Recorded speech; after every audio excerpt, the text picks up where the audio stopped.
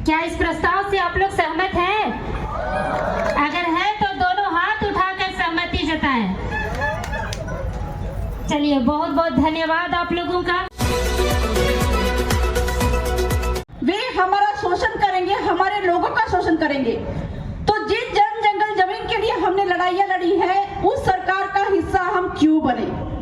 और हमारे आंदोलन को जो चलाने वाले लोग थे, हमारे आंदोलन का जो जंगल जमीन बचाने के आंदोलन के जो हिस्सा थे, ये लोग भी आज तक किसी पार्टी में नहीं गए। तो मैं उन झुंझारू खूंटी के आदिवासियों को भी बहुत बहुत धन्यवाद जोहार करना चाहूंगी। साथ ही साथ में झारखंड के परिदृश्य में मैं जान रही हूँ कि पार्टियों का, राजनीतिक पार्टियों का कितना बड़ा प्रेशर रहता है, और जो जंगल जमीन की लड़ाइयाँ लड़ता है उसको कोर्ट मुकदमे में फंसाने की साजिश की जाती है, रोका जाता है। लेकिन मैं बहुत बहुत बधाई और धन्यवाद देना चाहूंगी, क्योंकि किसी में जिगरा नहीं है कि भाजपा, कांग्रेस और अन्य स्थानीय पार्टियों के अलावा किसी और आदिवासी मुद्दे की पार्टी को लेके आए। तो ऐसे दमदार जिगरा रखने वाले हमारे भाई प्रेम शाही जी मुंडा, कुंद्रेसी मुंडा, अभय कुंवर, अजय कच्छप जी, इन सभी को जोरदार तालियों के साथ मैं चाहूंगी इनका उत्साहवर्धन करिए, क्योंकि जंगल जमीन की लड़ाई तो लड़ते हैं, पर ऐसे दलाल पार्टियों के साथ में वो जाना नहीं चाहे, क्योंकि इनको पता है कि आज आपके जंगल जमीन की लड़ाई लड़ रहे हैं, लेकिन वो जो पार्टी है वो भी आपके जंगल जमीन को लूटने के लिए, पूंजीपति अडानी अंबानी देने के लिए काम करते हैं। तो मैं आज इनसे कहना चाहूंगी, दो चार नारे लगाऊंगी, ये बात भी कहना चाहूंगी कि जिस तरह का आज शुरुआत हुआ है कि जो हमारे हक अधिकार की बात करने के लिए जिस पार्टी का आगमन आज यहाँ पे हुआ है, ऐसा कार्यक्रम हर जिले में होना चाहिए। तो मैं फिर से धन्यवाद देना चाहूंगी हमारे प्रेम शाही जी मुंडा को और उनकी टीम को कि एक शुरुआत किया उन्होंने हमारे यहाँ के सोए हुए आदिवासियों को जगाने के लिए। क्योंकि भाइयों, मैं आज कहा जाए झारखंड की बेटी हूँ, और कोर्ट कचहरी मुकदमे में फंसकर कहीं ना कहीं जब राजस्थान गई, भीड़ प्रदेश गई और वहां की बहू बनी, मैंने देखा आपके बीच से ही सीखकर, आपकी व्यवस्था को सीखकर आज वहां पे 2016 से लेके आज तक 8 साल में जिस तरह का राजनीतिक संचार हुआ है, सामाजिक संचार हुआ है, आजादी के 75 साल हम लोगों ने आंदोलन किया झारखंड में, और झारखंड बनने के 23 से 24 साल हमने ज्यादा संघर्ष किया है, लेकिन जागरूकता की बजाय हम और सो गए हैं। हमारे जंगल जमीन छिन रहे हैं। स्थानीय नीति, नियोजन नीति को लेकर हमने जो स्थानीय पार्टियों पे भरोसा किया था, क्योंकि मुख्य धारा की पार्टियों ने तो कल भी हमको लूटा है, आज भी लूट रहे हैं। और आपके बगल का ही उदाहरण लेते हैं, वर्तमान का जो ज्वलंत मुद्दा है, हमारे रांची एयरपोर्ट में अभी जो सरना स्थल को तोड़ा गया, कहीं न कहीं जानकारी के अभाव में और पार्टियों की मिली भगत से ये सारे जंगल जमीन हमसे छीनते जा रहे हैं। ये जो पार्टी है भारत आदिवासी पार्टी, जिसका नाम शॉर्ट फॉर्म में होता है बाप, तो इस बाप के बारे में भी मैं थोड़ा सा बताना चाहूंगी कि जब हम बात करते हैं जंगल जमीन हमारा है, हम आदिवासियों का है और यहाँ के स्थानीय लोगों का है, हम ये जब बात करते हैं तो हमसे पूछा जाता है कि जंगल जमीन तुम्हारा कैसे है, हम बता नहीं पाते हैं। तो हमको ये जानना पड़ेगा कि ये जंगल जमीन हमारा कैसे है, क्योंकि जिस समय यहाँ पे कोई अंग्रेज नहीं थे, कोई मुगल नहीं थे, कोई तुर्क नहीं थे, कोई पुर्तगाल नहीं थे, उस समय हमारे बाप दादा यहाँ पे थे। उन्होंने गांव का सीमाना तय किया और जो नदी तालाब पहाड़ पे उन्होंने कब्जा जमाया। उस समय तक कोई सरकार नहीं थी, ना ब्रिटिश सरकार थी, ना अभी की भारत की सरकार है। तो इस प्रकार से पूरे गांव की जमीन जो है वो किसकी है? आज हम बोलते हैं गैर मंजूरा जमीन है, आज सरकारें वो जमीन ले रही है, या एयरपोर्ट की जमीन जो है खाली पड़ी जमीन है जो लैंड बैंक के माध्यम से सरकारें ले ली है, हम क्या बोलते हैं? सरकारी जमीन है। मैं पूछना चाहूंगी कि हमारे जो खतियान में जो नाम है, वो नाम, उस पे नाम किसका लिखा हुआ है? सरकार का नाम तो नहीं लिखा हुआ है, हमारे बाप के बाप के बाप के बाप का नाम लिखा हुआ है। तो आज हम बोलते हैं कि खाली पड़ी जमीन सरकारी जमीन है। आप मुझे ये बताइए कि खाली पड़ी जमीन अगर सरकारी जमीन है तो सरकार के बाप का नाम क्या है? अगर खाली पड़ी जमीन सरकारी जमीन है तो सरकार के बाप का नाम तो कुछ होना चाहिए। उनसे पूछेगा कि आपके पिताजी का नाम क्या है, वो नहीं बता पाएंगे। वो सरकारी जो खाली पड़ी जमीन है वो पूरे गांव का है, वो पूरे ग्राम सभा का उस पर अधिकार है।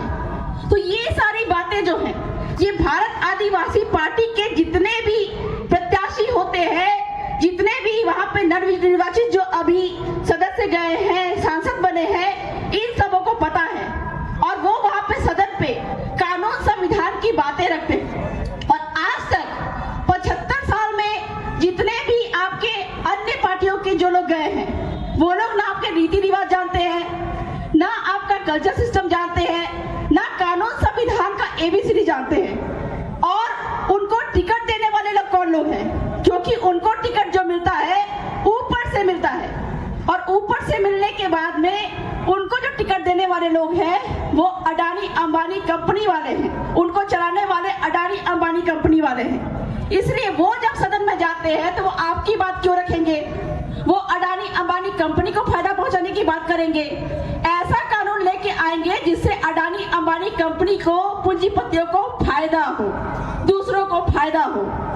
और हमारे भारत आदिवासी पार्टी में, जो कि आपकी अपनी पार्टी है, इस पार्टी के जो भी लोग हैं, इनको या फिर आने वाले दिन में यहाँ पे भारत आदिवासी पार्टी के तहत जिनको टिकट मिलेगी, उनका सिस्टम यही है कि आपके बीच से चुन के गया हुआ आदमी वहां पे जाके सदन में बात रखेगा, और आपके बीच से चुना हुआ आदमी को ही ऊपर टिकट मिलेगा। नीचे से टिकट मिलेगा, ऊपर से टिकट नहीं मिलेगा। तो वो आदमी जो आपके बीच से चुन के गया हुआ है, वो ऊपर की बात रखेगा या नीचे की बात रखेगा? नीचे की बात रखेगा। तो आज तक 70 से 75 साल में और झारखंड बनने के 24 साल में किसी भी पार्टी ने ये काम नहीं किया।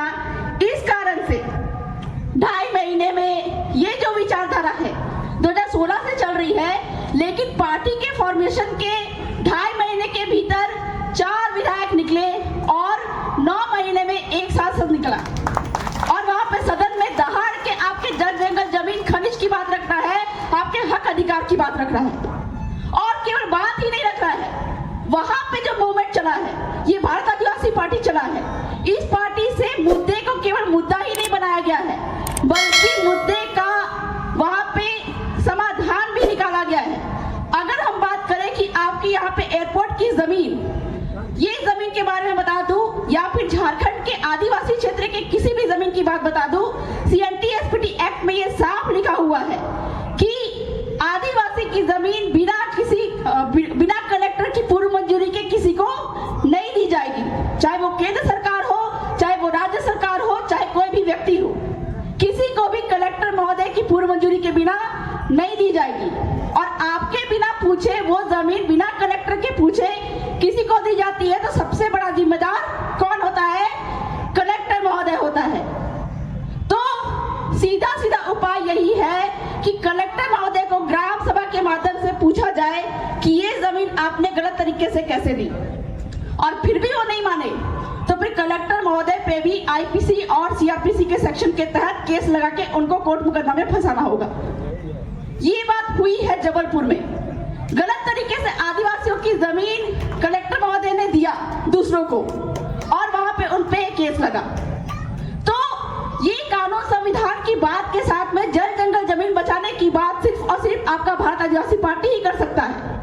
और आपके जल जंगल जमीन को आप जरूर बचाइए, क्योंकि आपके पास में अब तक हम दूसरे पार्टियों के साथ में चल रहे थे, जो कि हमारा बाप नहीं है, आज आपका अपना बाप आ चुका है।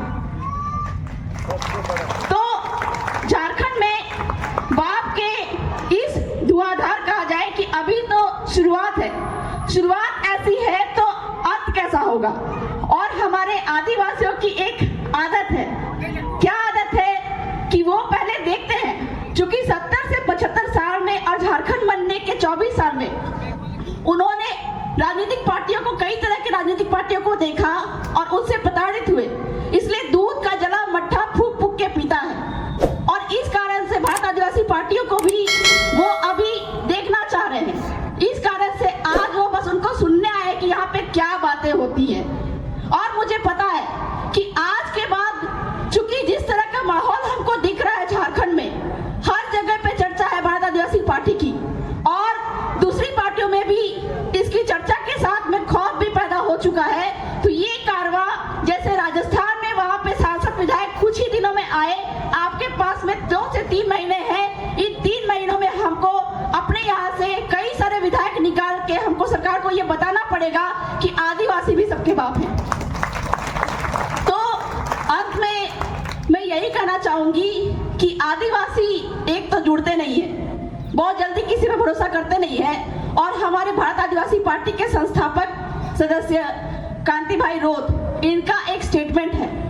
क्या स्टेटमेंट है कि जब तक जोड़ेंगे नहीं, पूरे देश के आदिवासियों को जोड़ेंगे नहीं, तब तक छोड़ेंगे नहीं। और भारत आदिवासी पार्टी एक ऐसा प्लेटफॉर्म है जो कि झारखंड के 32 से ज्यादा आदिवासियों को एकजुट में पिरोने का काम करेगा। तो अंत में मैं छूट गया था, हमारे यहाँ पे सभी उपस्थित हमारे अतिथिगण, यहाँ पे आए हुए सभी लोग, और राजस्थान से आए हुए हमारे कांति दादा, जितेंद्र जी मीणा, हमारे 2 विधायक राजू भाई बलवाई, और जितने भी यहाँ पे अतिथिगण आए हैं, मुंडा मन की पढ़ा व्यवस्था, इन सभी को जोहार और धन्यवाद।